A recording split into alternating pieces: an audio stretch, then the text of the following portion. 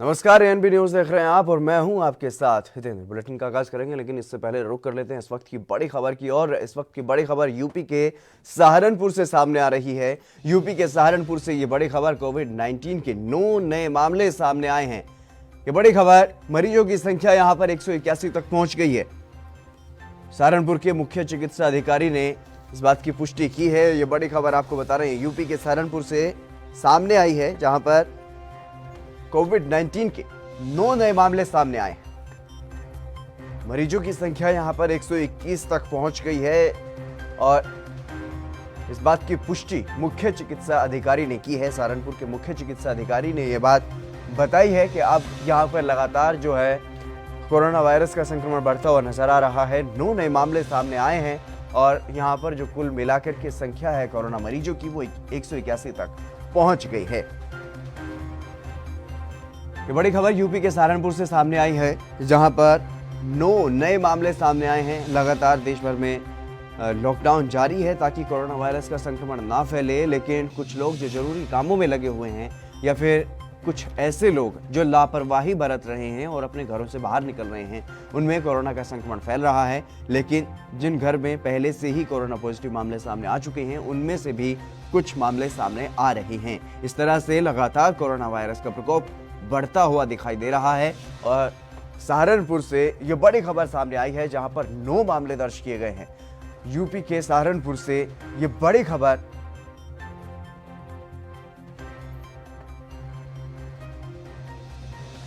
यहां पर मरीजों की कुल संख्या 181 तक पहुंच गई है। सहारनपुर के मुख्य चिकित्सा अधिकारी ने इस बात की पुष्टि की है।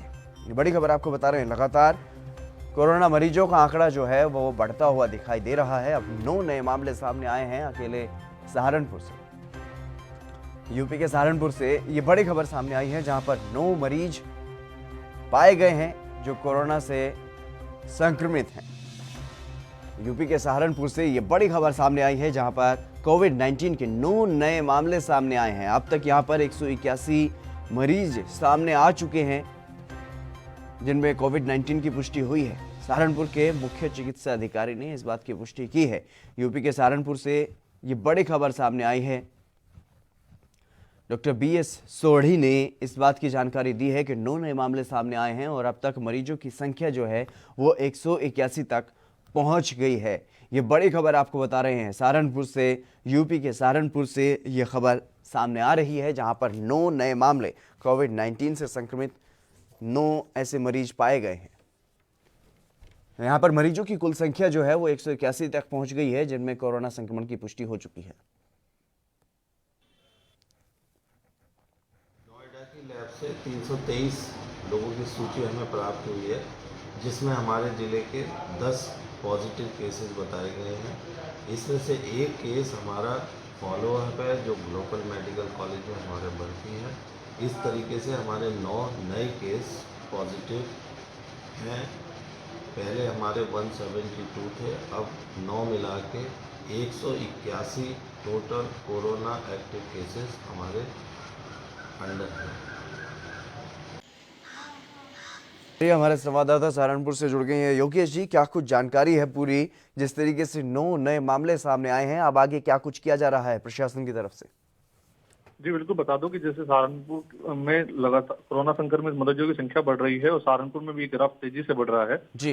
हाल ही में आई 323 लोगों की रिपोर्ट में 9 कोरोना पॉजिटिव पाए गए हैं, जिससे संख्या बढ़कर 181 पर पहुंच गई है। और जिस क्षेत्र से निकले ये लोग जो थे क्वारंटाइन है पहले से ही, उस क्षेत्र में उनके जो क्लोज कॉन्टेक्ट है उनको भी खंगाला जा रहा है, उनकी भी हिस्ट्री खंगाली जा रही है ताकि उनको भी क्वारंटाइन किया जा सके, उनके भी सैंपल भेजे जा सके।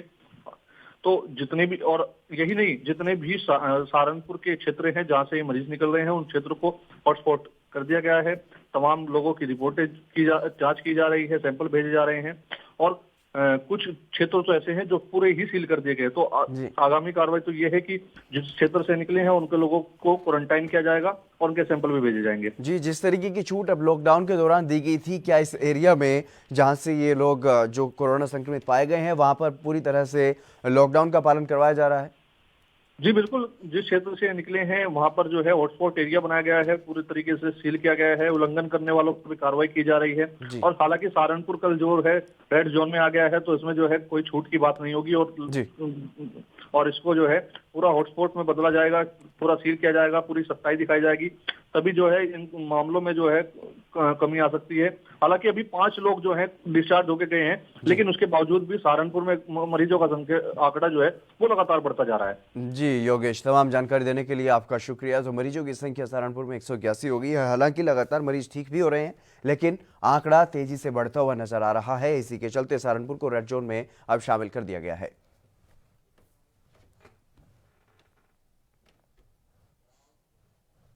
चलिए रुक करते हैं खबरों की ओर। जम्मू कश्मीर के उरी सेक्टर में पाकिस्तान की ओर से की गई गोलीबारी में आकर के 2 सैनिक शहीद हो गए। पाकिस्तान ने बारामूला जिले के उरी सेक्टर में बिना वजह फायरिंग की थी। भारतीय सैनिकों ने भी पाकिस्तान को इस हरकत का मुंहतोड़ जवाब दिया, लेकिन पाकिस्तान की फायरिंग में 4 सैनिक घायल हो गए। इन्हें तुरंत ही पास के मिलिट्री हॉस्पिटल में भर्ती करवाया गया था। हालांकि इलाज के दौरान 2 सैनिकों ने दम तोड़ दिया। सेना के प्रवक्ता कर्नल राजेश कालिया ने यह कहा है कि नियंत्रण रेखा के पास रामपुर सेक्टर में पाकिस्तान ने बिना कारण के फायरिंग शुरू कर दी और इस दौरान 3 सैनिक जख्मी हो गए। इससे पहले पाकिस्तान की ओर से की गई फायरिंग में 4 लोग जख्मी हो गए थे।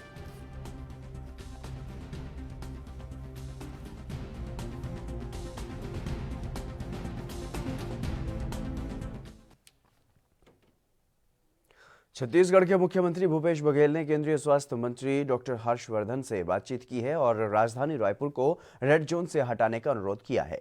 राज्य के वरिष्ठ अधिकारियों ने बताया कि मुख्यमंत्री भूपेश बघेल ने शाम को केंद्रीय स्वास्थ्य मंत्री डॉक्टर हर्षवर्धन से दूरभाष पर चर्चा की और रायपुर को रेड जोन से हटाने का अनुरोध किया गया है। मुख्यमंत्री भूपेश बघेल ने केंद्रीय स्वास्थ्य मंत्री को बताया कि रायपुर जिले में कोविड-19 संक्रमित केवल एक ही मरीज है, वो भी एम्स का नर्सिंग स्टाफ है। इसके अलावा जिले में अन्य कोई भी मरीज नहीं है। और अधिकारियों ने बताया कि मुख्यमंत्री के आग्रह पर केंद्रीय स्वास्थ्य मंत्री ने इस संबंध में जल्द ही विचार करने का आश्वासन भी दिया है। चर्चा में उन्होंने रायपुर के संबंध में और भी जानकारी मांगी है।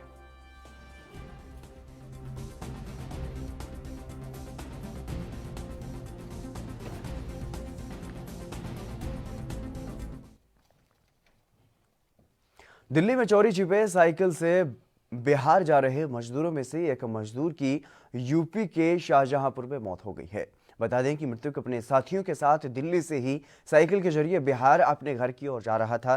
फिलहाल मरने वाले मजदूर का कोरोना सैंपल लेकर जांच के लिए भेज दिया गया है और इसके साथ ही उसके 6 साथियों को भी क्वारंटीन कर दिया गया है। दरअसल लॉकडाउन के कारण मजदूर दिल्ली में फंसा हुआ था, जिसके बाद उसने साइकिल के जरिए घर पहुंचने के लिए अपना रास्ता तय किया, लेकिन अपने घर पहुंचने से पहले ही रास्ते में उसने दम तोड़ दिया।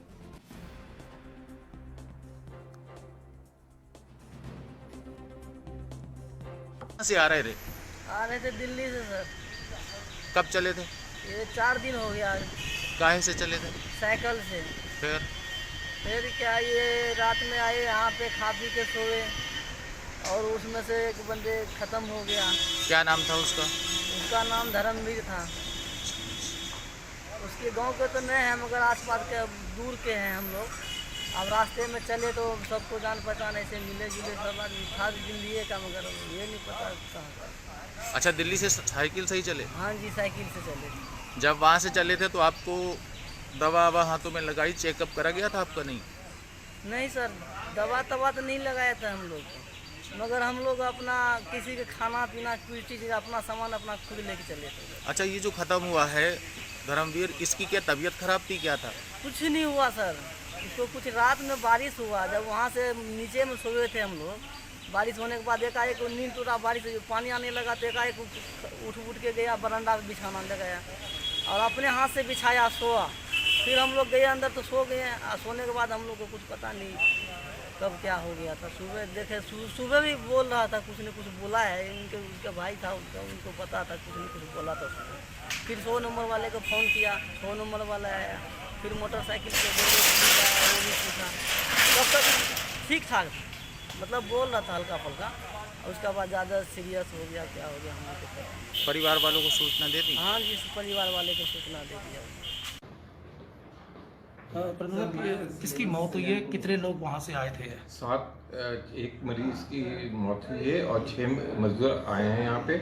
उनको जिसकी मौत हुई है उसका हमने सैंपल ले लिया, उसको भेज दिया है। अकॉर्डिंगली फिर बाकी मरीज के बारे में डिसाइड करेंगे और जो 6 बाकी मजदूर हैं उनको हमने पैसिव क्वारंटाइन में रख दिया है। कहाँ से ये मजदूर आए थे?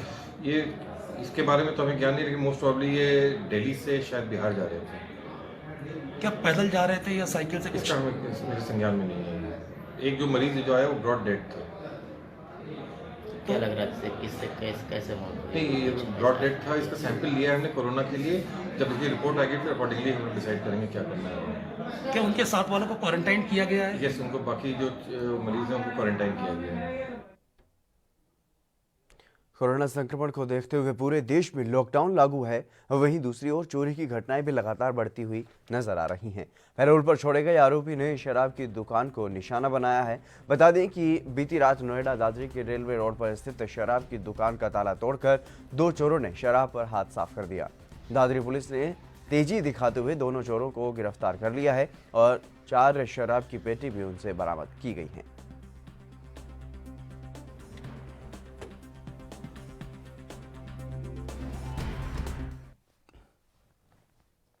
उत्तर प्रदेश के रामपुर के स्वार टांडा कोतवाली क्षेत्र में मुखबिर की सूचना पर एसडीएम और पुलिस टीम ने आबकारी टीम के साथ अकबराबाद के जंगलों में अवैध शराब की भट्टियों को अपने कब्जे में लेते हुए सैकड़ों लीटर से भी ज्यादा लाहन नष्ट कर दिया है। इसके साथ ही शराब बनाने के उपकरणों को भी नष्ट किया गया है। पुलिस ने अवैध शराब बनाने में लिप्त एक व्यक्ति को कच्ची शराब समेत गिरफ्तार कर लिया है, जबकि अन्य लोग पुलिस को देखकर भागने में सफल रहे। पुलिस की इस कार्रवाई से क्षेत्र में सनसनी फैल गई और बता दें कि सीओ ब्रह्मपाल सिंह के नेतृत्व में समय समय पर इस तरह के छापेमार अभियान चलाए जाते रहते हैं। सूचना मिली थी कि अकबराबाद क्षेत्र में शराब की भट्टियां चल रही हैं, जिसके लिए एसडीएम स्वार, उनकी टीम और मेरे द्वारा थाना स्वार की टीम, टांडा की टीम और आबकारी की टीम को लेकर वहां पर छापेमारी की गई, जहां पर 2 भट्टियां अकबराबाद के जंगल में बिल्कुल नदी के किनारे मिली हैं, जहां पर काफ़ी लाहन भारी मात्रा में मिला, उसको नष्ट किया गया, उनके उपकरण नष्ट किए गए और आसपास के जंगलों में काफ़ी छानबीन की गई। एक व्यक्ति शराब सहित पकड़ा गया है और बाकी उनके खिलाफ विधिक कार्रवाई की जा रही है। हरियाणा के पानीपत में यमुना किनारे सटे नवादा पार गांव के कब्रिस्तान से 3 दिन पहले दफनाई गई महिला का शव पुलिस ने निकाल लिया है और महिला के मायके पक्ष का आरोप है कि मृतका को उसके पति ने मारकर दफनाया है, जिसके बाद ड्यूटी मजिस्ट्रेट की मौजूदगी में शव निकाला गया।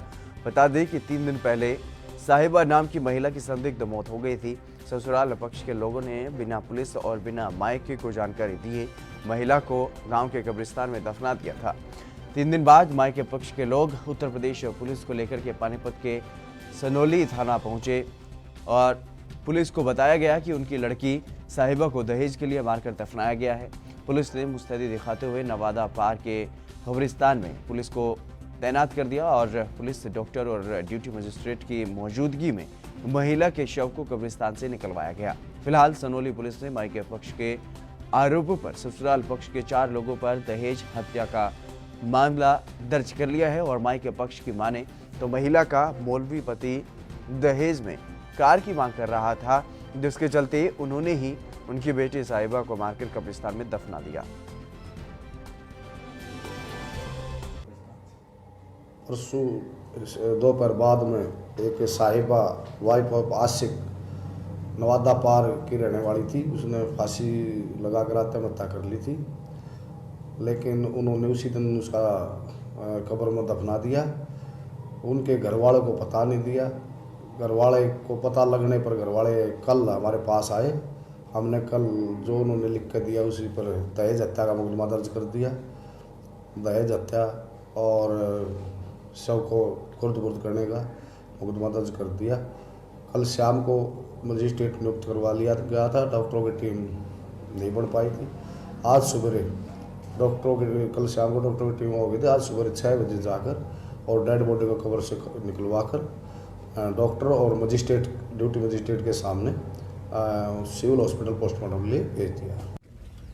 नवादा पार से साहिबा नाम की कोई औरत थी जिसको परसों दफना दिया गया था। उपायुक्त महोदय ने मेरे को ड्यूटी मजिस्ट्रेट नियुक्त किया गया था।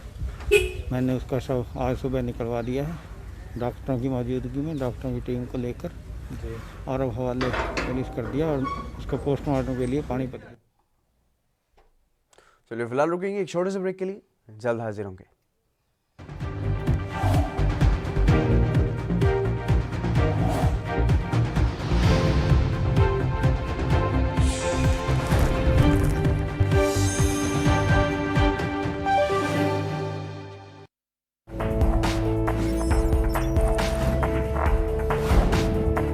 कम ब्रेक और ज्यादा खबरों के साथ देखिए ANP news in channel number पर।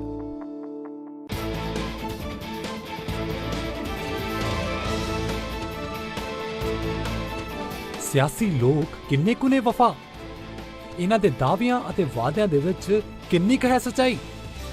ਇਹਨਾਂ ਸਵਾਲਾਂ ਦੇ ਜਵਾਬ ਲੱਭਣ ਦੇ ਲਈ ਦੇਖੋ ਜਗਤਾਰ ਦਾ ਵਾਰ ਹਰ ਐਤਵਾਰ ਸ਼ਾਮੀ 7 ਵਜੇ ਸਿਰਫ ANB ਨਿਊਜ਼ ਤੇ।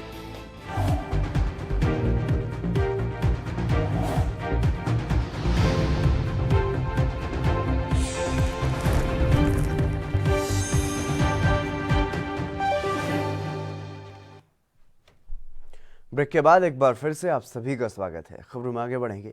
यूपी में कौशाम्बी के सराय थाना क्षेत्र के मौलवीगंज मोहल्ले में एक युवती की लाश उसके घर में जली हालत में मिली है। घटना की सूचना पर पहुंची पुलिस ने लाश को कब्जे में लेकर पोस्टमार्टम की कार्रवाई शुरू कर दी है और इस पूरे मामले पर परिवार के लोगों का कहना है कि मृत युवती पिछले कई दिनों से अजीब अजीब हरकतें करती थी।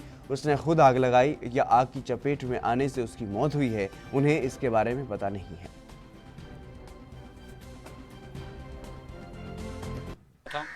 इधर उधर घूमती फिरती रहती, उनके प्यासे मरती थी, इधर उधर करती थी, पान खाती थी और पान खा कर बार बार थूकती थी, सगल करती थी। मगर यहाँ होते वहीं करती थी, यहाँ इधर भागे उधर भागे, इसको कहीं ले गए तो तभी नहीं ठीक भाई। और यह अपने से आग लगा लिया। ये कई हरकतें किया इसने, कई बार किया इसने। कौन है ये? ये हमारी भतीजी है। क्या नाम है आपका? हमारा नाम रिजवान अहमद है। लॉकडाउन के बावजूद देश में कोरोना वायरस के बढ़ते मामलों पर रोक नहीं लग पा रही है। बीते 24 घंटों में से देश में 1993 नए मामले सामने आए हैं, जबकि 77 लोगों की मौत हो गई है। केंद्रीय स्वास्थ्य मंत्रालय के मुताबिक देश में महामारी से अब तक 1152 लोगों से ज़्यादा मौत हो चुकी है, जबकि 35,362 लोग संक्रमित हो चुके हैं। हालांकि अब तक 9,065 से ज़्यादा लोग ठीक भी हो चुके हैं। अधिकारियों का कहना है कि आंकड़ों में अंतर राज्यों से केंद्रीय एजेंसी को डाटा मिलने में होने वाली देरी के कारण हो सकता है, क्योंकि कई एजेंसियां सीधे राज्यों से आंकड़े जुटाती हैं।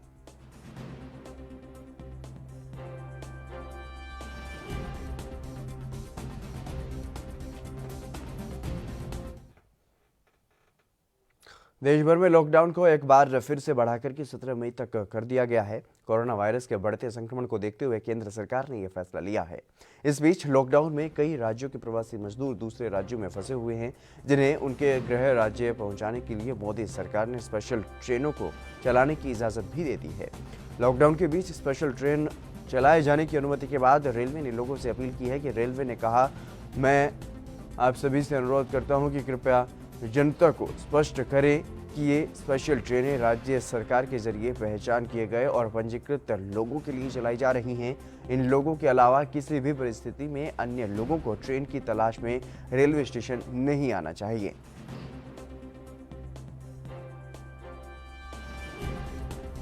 हमने तो कहा है कि आपने बहुत तेजी से सरकार के हमारे प्रशासन व्यवस्था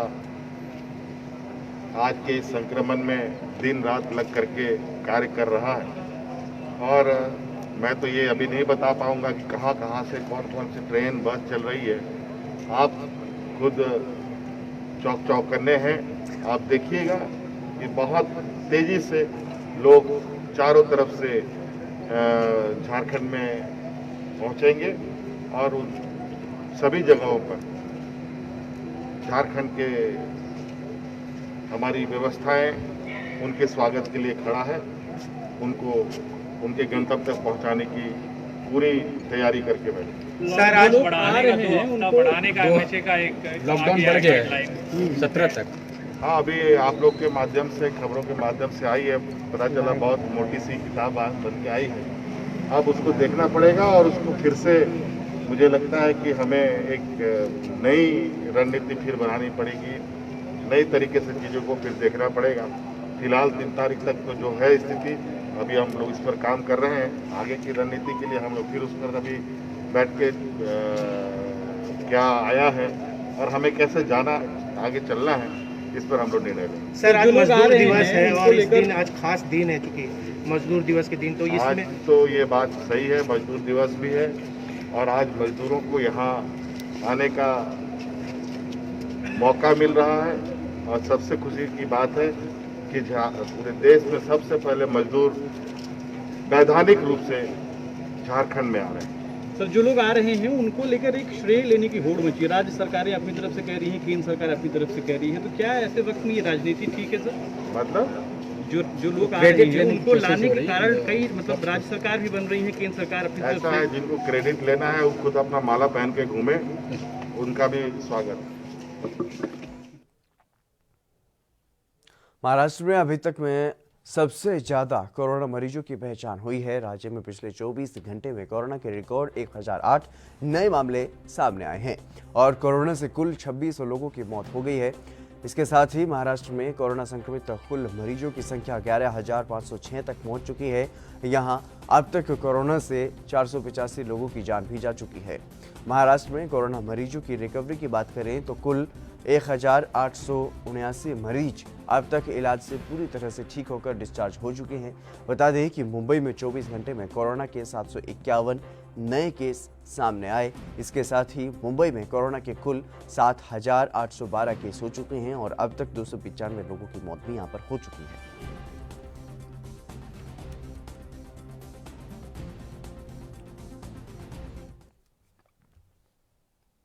यूपी के मथुरा में स्वास्थ्य विभाग और प्रशासन पूरी तरह से सजग और सतर्क है।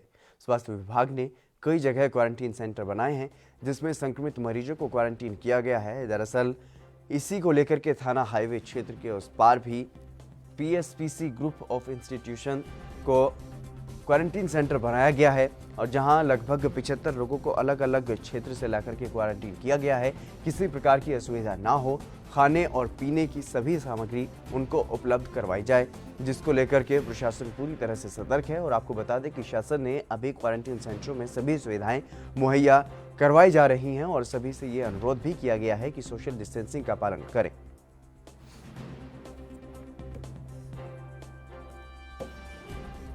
कब आए यहाँ पर? 25 तारीख। जांच हो गई आपकी? अभी नहीं। तो आपको व्यवस्थाएं किस प्रकार से मिल रही हैं? बढ़िया मिल रही हैं। खाने पीने में क्या क्या आइटम मिला है आपको? पूरी और सब्जी। कभी रोटी सब्जी मिलती है, कभी पूरी सब्जी। कहाँ से कब आए? सर हम अम्बाला से आए, बराड़ा से।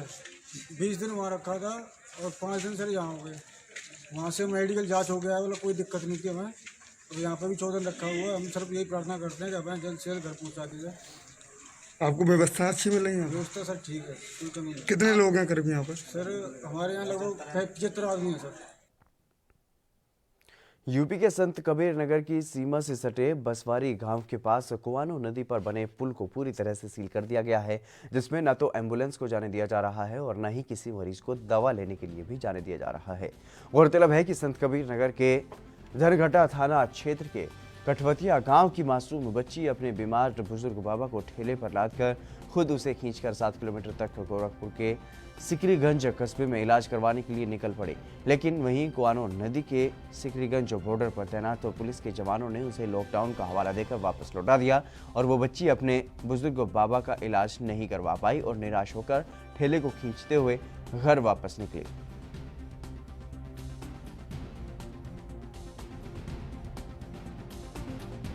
स्कैनिंग यहाँ हो रही है ऐसे सभी लोगों को जो कि गोरखपुर जनपद में प्रवेश कर रहे हैं। उनकी एक प्रारंभिक जांच की जा रही है कि वो कहीं मरीज किसी रोग से ग्रसित तो नहीं है। लेकिन सर देखा ये गया है यहाँ पे, लेकिन सोशल डिस्टेंसिंग का पालन नहीं हो रहा सर। सोशल डिस्टेंसिंग के लिए लोगों को कहा जा रहा है और हमारे फोर्स भी लगे हैं। तो पे इसको इंश्योर। बाबा को हाथ में सूजन है और चल नहीं पाथन काथन पैदल लिया जाए के। तो आप किससे आई हैं? ठेला से। तुम चला के लेके आई ठेला? हाँ। कुछ करें पैदल जा पैदल हम जाना है, पैदल चलना है, पैदल घाव है अंदर में। तो ये ठेले धूप में पड़े हुए हैं? कहाँ गया लड़की मोबाइल बना एक आदमी का लेके जाएंगे घर वापस। नहीं जाने दे रहे हैं? नहीं। क्या कह रहे हैं? क्यों बोले ना कोई मुलाकात नहीं ना, हम कैसे जाए वहाँ जा नहीं पाए। चलो बस वही होती है। यूपी के चंदौली के एलिया में लॉकडाउन के दौरान पुलिस ने एक युवक को गिरफ्तार किया है। युवक के पास से पुलिस ने 1 किलो 200 ग्राम गांजा भी बरामद किया है। दरअसल कुछ लोगों के जरिए गांजे की बिक्री की जा रही थी, जिसका वीडियो बनाकर सोशल मीडिया पर वायरल किया गया। वीडियो देखकर क्षेत्राधिकारी नीरज सिंह ने आरोपी को एक टीम गठित कर उसे खरोजा यात्री प्रतीक्षालय के पास से गिरफ्तार कर लिया है।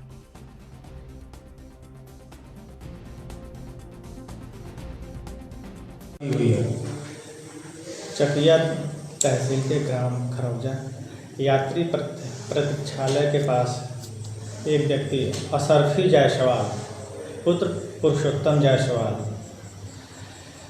जो कि गांजा बेच रहा था, जिसके पास से 1 किलो 200 ग्राम गांजा की बरामदगी की गई और अभियुक्त को भी